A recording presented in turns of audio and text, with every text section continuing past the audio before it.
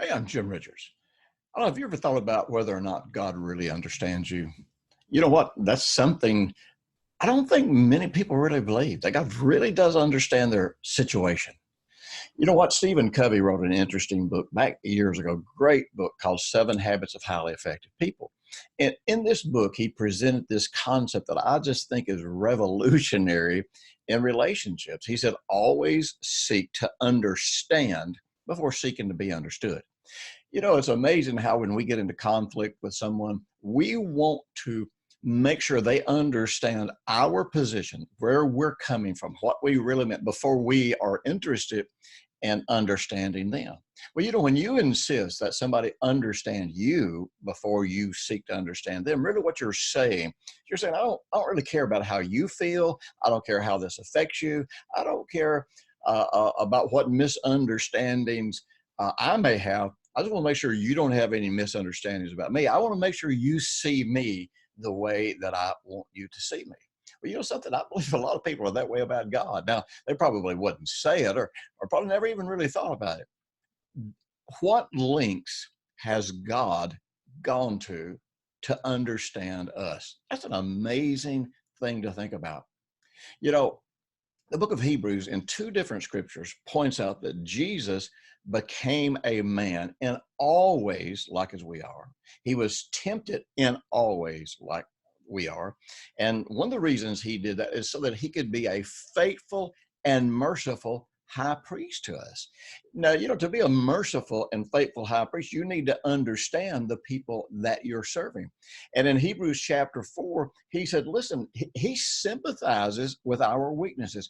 Why does he sympathize with our weakness? Because God was so concerned with us. God was so concerned with being able to do everything possible to help the human race that he allowed his son to become a man and limit himself and experience all the temptations, all the battles, all the struggles that every man will ever face. And you know what? Because of that, when we go to Jesus, he never looks down a long, pious, religious nose and points his finger at us and says, I don't get it. I don't understand. I just don't understand how you can do that. Now, I've said that about people. You said it about people. You may have said that about me.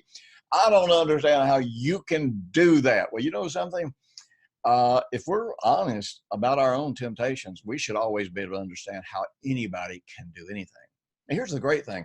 Jesus not only went through all of our temptation so that he understands, but the key thing is this. He was without sin. He did not give in those temptations, which means he can show us how to overcome those temptations. He'll never condemn us. He'll never push us away. He'll never be ashamed to call us brethren, even when we're struggling or even after we failed, but he will always be able to lead us out of temptation. This is so incredibly important. In the book of Exodus 34, verses 6 and 7, God revealed the insight into his incredible goodness. And it was all about compassion. It was all about goodness. It was all about truth. It was all about mercy. And I think we've even talked about this before. After all of this about mercy and truth and all of these things, the Bible does a horrible translation, if you will, where after talking about the mercy and the forgiveness, it says, and visiting the iniquity of the fathers upon the children and the children's children to the third and fourth generation. Man alive, that doesn't sound like mercy. That if God's going to visit the iniquity of what I do unto my children and grandchildren, there's no mercy in that. Well, that's because that translation doesn't really reveal what the Hebrew says. The Hebrew says that God will remember for the second, third, fourth generation when they get into iniquity. Now, that's not a curse. That's when they get into unbelief. That's when they reject God's truth. That's when they're against God. That's when they rebel. That's when they get into sin and idolatry. He says he's going to remember that it was the iniquity of the parents and the grandparents that visited these subsequent generations. And that is going to be one of the things that's going to give him compassion. That doesn't mean he's just going to give you a pass and say, hey, it's all right. You couldn't help it. You couldn't help how you got there. No, he says, I'm going to understand how you got there, and I'm going to show you a path way out of that. Something, if you're interested in discovering more about the incredible compassion of God. If you want to understand more about how God goes to great lengths to understand you, go to www.impactministries.com and check out my new series, Generational Curses. Is God Really Fair? And you know what? If you're not interested in that, I've got hundreds of free videos on my website that will help you in every area of life, in marriage, in relationship, child raising, finances, managing a business, ministry, all of these things, developing your heart. There, I've got, again, tons of resources that are free there to serve and to bless you. So be sure and check them out.